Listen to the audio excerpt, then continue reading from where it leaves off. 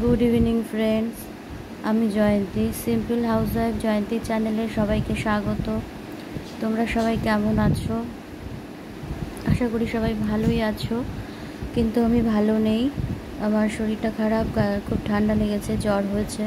কথাটা হয়তো সবাই বুঝতে পারছো।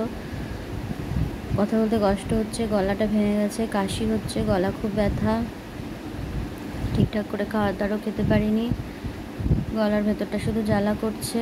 যাই হোক, এটা ছিল গতকালের দুদিন আগের ব্লগ। আমি এডিটিং করে উঠতে পারিনি বলে ছাড়তেও পারিনি। দেখো, আমরা তিনজনে মিলে বেরিয়ে পড়েছি। কোথায় যাচ্ছি দেখতে থাকো। আমি, মাসি আর পৌলমী। খুব সুন্দর একটা ছোট্ট ব্লগ তোমাদের জন্য আমি নিয়ে এসেছি। চলে এসেছি আমরা আমাদের গন্তব্যস্থলে।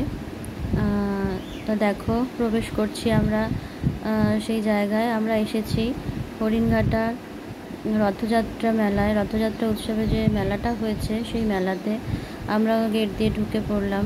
তবে আগে এই মেলাটা, যখন আমরা ছোট ছিলাম, মেলাটা অনেক বড় হতো। এখন যেহেতু পাশেই আমাদের পৌরসভাটা তৈরি হয়ে গেছে, মাঠটা অনেকটা ছোট হয়ে গেছে, তাই এখন মেলাটা অনেকটা ছোটই হয়ে গেছে, অতটা বড় হয় না। ঢুকলাম আমরা, ঢুকেই দেখছো ডান দিকে রয়েছে জিলিপির দোকান, বাদাম, তারপরে আরও বিভিন্ন রকমের খাবার, মিষ্টি খাবার ছিল। তারপরে আমরা আবার ভেতরের দিকে চলে গেলাম। ভ্যারাইটিস রকমের দোকান রয়েছে। মেলা মানেই ভ্যারাইটিস রকমের দোকানপাট থাকে। কানের দুল বলো, মাথার ক্লিপ, চুলের ফুল, কৌটো, মগ, বাটি, গ্লাস, জামা কাপড়, সমস্ত যাবতীয় যত রকমের জিনিস, আমরা বাচ্চাদের খেলনা, এই সমস্ত জিনিস তো আছেই। ব্যাগের দোকান, কাপের দোকান, কাপ প্লেট, সব কিছুই রয়েছে। মেলা মানেই ভ্যারাইটিস জিনিস থাকে। এই সব কিছুই আমরা ঘুরলাম, এদিক ওদিক করে ঘুরে মেলাটা ভালো করে দেখলাম। আর হরিণঘাটার মেলাটা রথের মেলাই বলো আর যেই মেলাই বলো, হরিণঘাটার মেলাটার মধ্যে একটা আলাদা আভিজাত্য রয়েছে। খুব সুন্দর হয়। এই যে একটা দোকান দেখো, চুলের গার্ডার। যেমন শীতকালের মেলা বলো আর রথের মেলাটা তো প্রচুর ভিড় হয়। এটা যেহেতু রথের দিন ছিল না, আমরা রথের 2-3 দিন পরে গেছি, তাই একটু ফাঁকা ছিল। কিন্তু আমরা যেহেতু সন্ধ্যের দিকে ঢুকেছি, তখন ফাঁকা।